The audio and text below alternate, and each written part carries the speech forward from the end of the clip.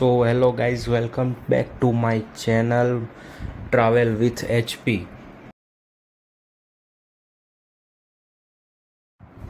તો અમે બીજા દિવસની સવારના 7 વાગ્યા પછી અમે નીકળ્યા હતા ગુરુ શિખર માટે જઈ રહ્યા છીએ. મોસ્ટલી બધા નહોતા આવ્યા, હજી ઘણા સૂતા હતા, રાતે બધા મોજ મસ્તી કરતા હતા. એટલે તો ટીમે નક્કી કર્યું કે જેને જવું હોય જઈ આવી શકે, પણ બધી જે ટીમ છે એની સાથે કોઈને જવું હોય તે લોકો મોડા જવાના હતા. તો શું ભાઈ, ગુરુ શિખર જવું હોય તો સનરાઈઝમાં મજા આવે જોવાની. એટલે અમે 7-8 બાઇકર્સ હતા, તો અમે કીધું અમે વહેલા નીકળી જઈએ. તો અમે ત્યાં બ્રેકફાસ્ટ કરીને ગેર અપ કરી રહ્યા છીએ. અમે વહેલા નીકળી જઈએ. અમે કીધું ત્યાં જતાઈએ તો વ્યૂ સારો જોવા મળે.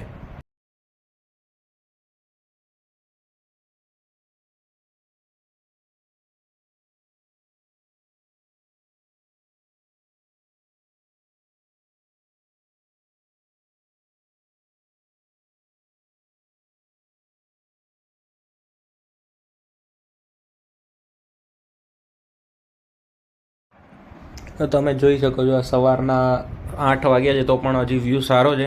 પછી બહુ મોડા જઈએ તો પછી કંઈ મજા ના આવે, એટલે અમે વહેલા નીકળી ગયેલા. તો અમે 8 બાઇકર્સ ધીમે ધીમે ગુરુ શિખર જઈ રહ્યા હતા. એ રસ્તામાં નોર્મલી અમે 60-70ની સ્પીડે જઈ રહ્યા છીએ અત્યારે.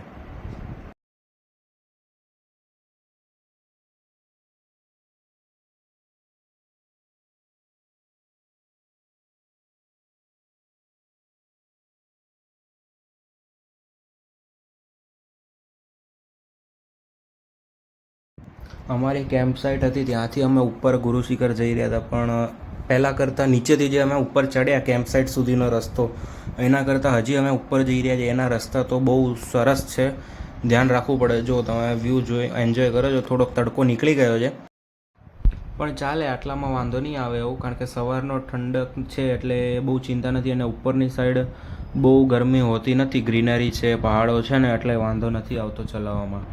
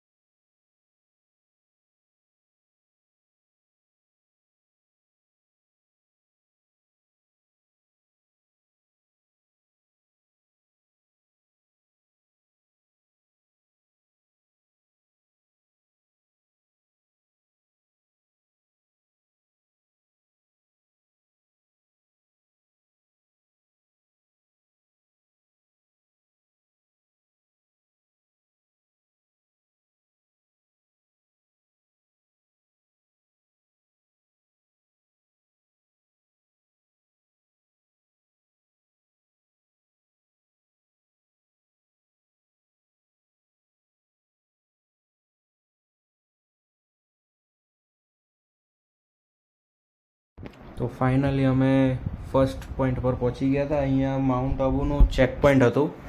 ત્યાં બધાની ટોલ, એક ટાઈપથી ટોલ પ્લાઝા જેવું જ હતું, પણ લોકલ હતું. એટલે અમે ઊભા રહ્યા, કદાચ અમારે લાઇનમાં જવાનું હશે. પછી જોતા હતા તે સાઈડમાંથી, જો અમે બધા નીકળી રહ્યા છીએ, સાઈડમાં અમે જોયું કે એક ભાઈએ કીધું કે સાઈડમાં છે રસ્તો બાઇક્સ માટે.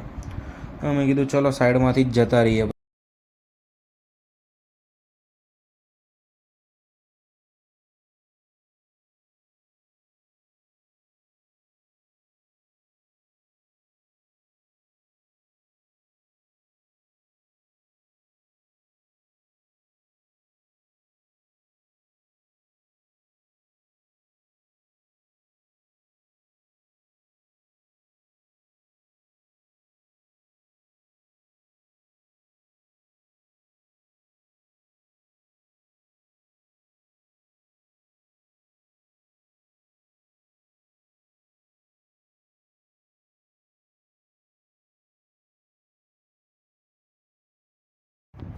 એ લોચા માર્યા. 3 ભાઈ અમારા બાઇકર્સો થોડાક સ્પીડમાં જોયા વગર આગળ નીકળી ગયા.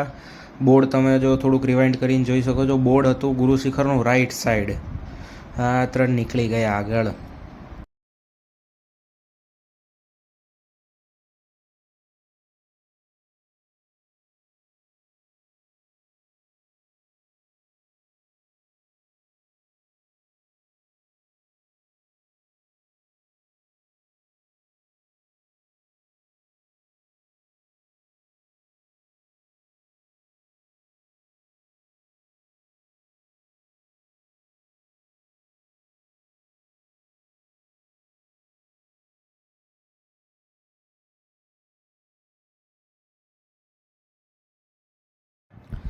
પછી તો કેટલા ફોન કર્યા, પછી પાછા આવ્યા એટલે આ લોકોને અમે કીધું કે જો ભાઈ રસ્તો ખબર હોય તો વાંધો નહીં, આગળ ચલાવો.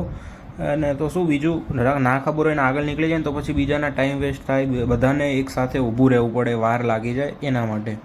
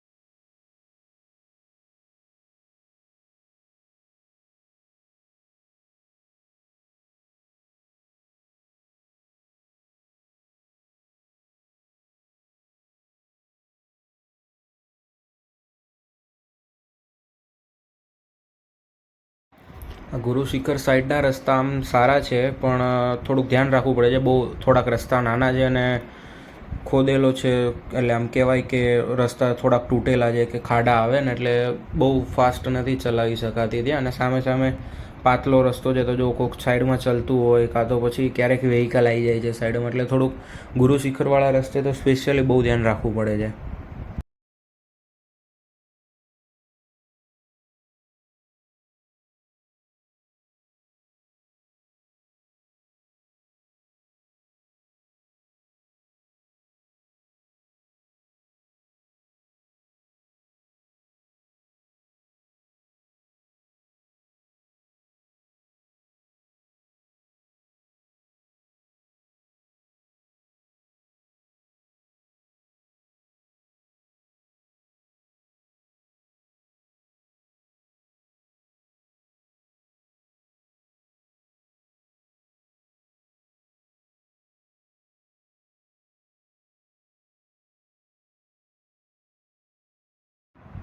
તો ફાઇનલી અમે ગુરુ શિખર એટ ધ ટોપ પીક કહેવાય કે એવું કંઈક હોય છે, ત્યાં ફાઇનલી અમે પહોંચી ગયા છીએ હવે.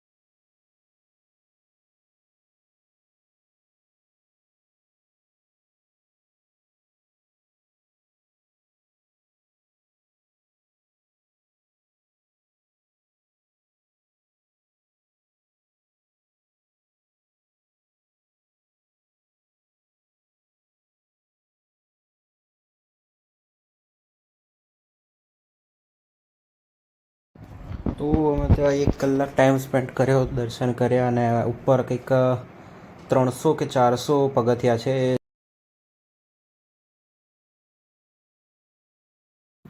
પછી 10 વાગ્યા છે, હજી તો ગ્રુપે ડિસાઈડ કર્યું હજી તો બહુ વહેલું છે, તો આપણે અહીંયાથી નીકળીએ ને ફટાફટ નકી લેક જતા રહીએ. ત્યાં પણ સારી જગ્યા છે, એકવાર જવા જેવું છે.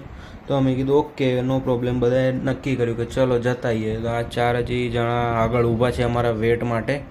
બધા આવ્યા પછી અમે નીકળ્યા નકી લેક જવા માટે.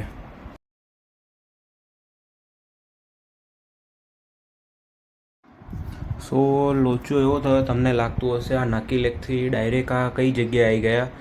એમાં થયું એવું કે નકી લેકવાળો મેં પાર્ટ શૂટ કર્યો હતો, પણ ખબર નહીં એ પાર્ટ આવ્યો નથી, સ્ટોરેજ ફૂલ થઈ ગયું હશે કે એવું. અને આવ્યું નથી, એટલે હવે એના પછીનું ડાયરેક્ટ જે શૂટ થયું છે એ અમે આ છે ડાયરેક્ટ અમદાવાદનું છે.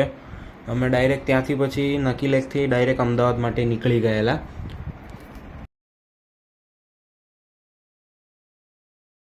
અમે અમદાવાદ માટે ડાયરેક્ટ એટલે નીકળ્યા કારણ કે જે ABC Ahmedabad biker community group હતું એ લોકોનું થોડુંક, કારણ કે શું થાય ઘણીવાર થાય એવું કે પબ્લિક વધારે હોય તો ટાઈમનું થોડુંક મિસમેનેજમેન્ટ થઈ જાય, તો એવું થયેલું. તો એટલે અમે કીધું ચલો કોઈ નહીં, વાંધો નહીં, અમે અમારી રીતે નીકળી જઈએ. ઘણા લોકો પોતાની રીતે નીકળી ગયેલા એકલા, તો અમે પણ એવી રીતે જ નીકળી ગયેલા. તો સાંજે અમે પહોંચી ગયા. તો અમે 6 રાઇડર્સ જ હતા ડાયરેક્ટ નીકળવાવાળા. તો અમે કીધું વાંધો નહીં, એ લોકોએ પણ પરમિશન આપી કે હા વાંધો નહીં, તમે જઈ શકો છો.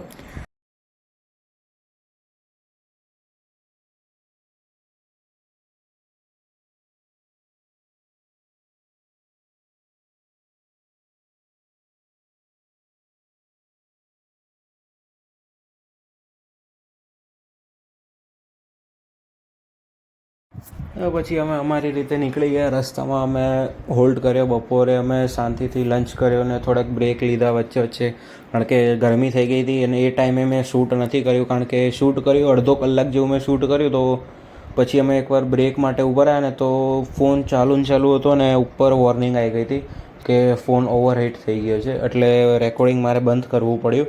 તો ત્યાંથી અમે અલગ અલગ બધા જે રાઇડર્સો હતા એ લોકો અલગ અલગ જગ્યાએ એમના સ્ટોપ આવ્યા ત્યાં એ લોકો નીકળી ગયા, ત્યાંથી અલગ અલગ થઈ ગયા.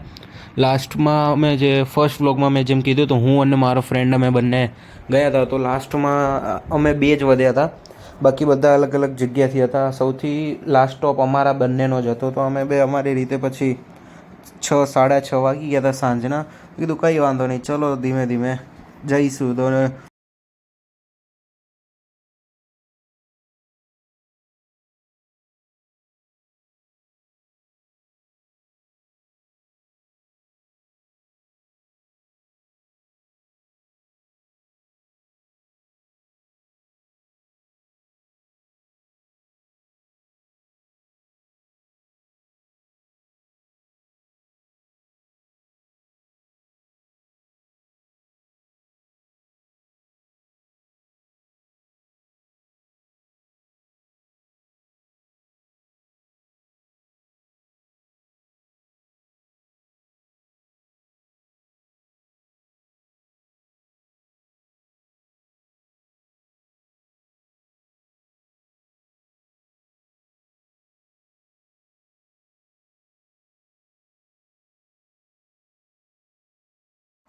હા જો, એક તો આટલો ટ્રાફિક છે સાંજે, અને હવે તમે જ કહો આ કાકાને હવે અમારે શું કહેવાનું હોય કે ટ્રાફિકમાં કોઈ નીકળી નહીં શકતું, ને કાકા ઉપરથી એમાં રોંગ સાઈડ આવે છે. તો મેં કીધું આ થોડી ચાલે. તો કાકા તો જો કંઈ બોલ્યા કરે છે કે નીકળને ભાઈ, આગળ જતો રહે. તો કાકાને કંઈ ફરક જ નહીં પડતો, થગ લાઈફમાં જીવી રહ્યા હતા કાકા તો.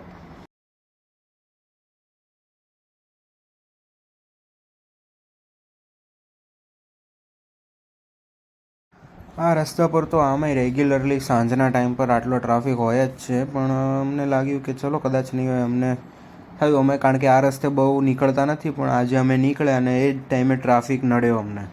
કીધું કંઈ નહીં, હવે તો શું, સાંજે પછી આ જો ટ્રકો નીકળ કરે ને તો યાર બહુ ગરમી લાગે એમાં.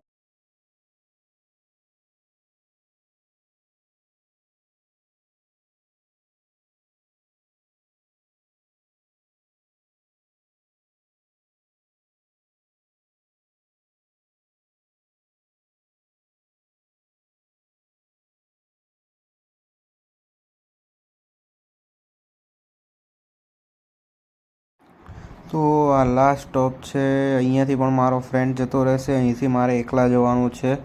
મારું ઘર હજી આનાથી આગળ છે. તો કાંઈ નહીં, ચલો ટ્રાફિકમાંથી નીકળતા નીકળતા 7 વાગી ગયા છે ઓલરેડી. ટ્રાફિકમાંથી નીકળતા ધીમે ધીમે જઈએ, કારણ કે શું એકલા ચલાવવાનો કંટાળો આવે, અને એમાંય હવે લાસ્ટમાં રાઈડ એન્ડ થવા આવી હોય એટલે વધારે કંટાળો આવે. આમ બધા અલગ અલગ જઈ રહ્યા, 2 દિવસ બધા ભેગા રહ્યા અને પછી એકલા જઈએ છીએ એટલે થોડુંક થાય એવું.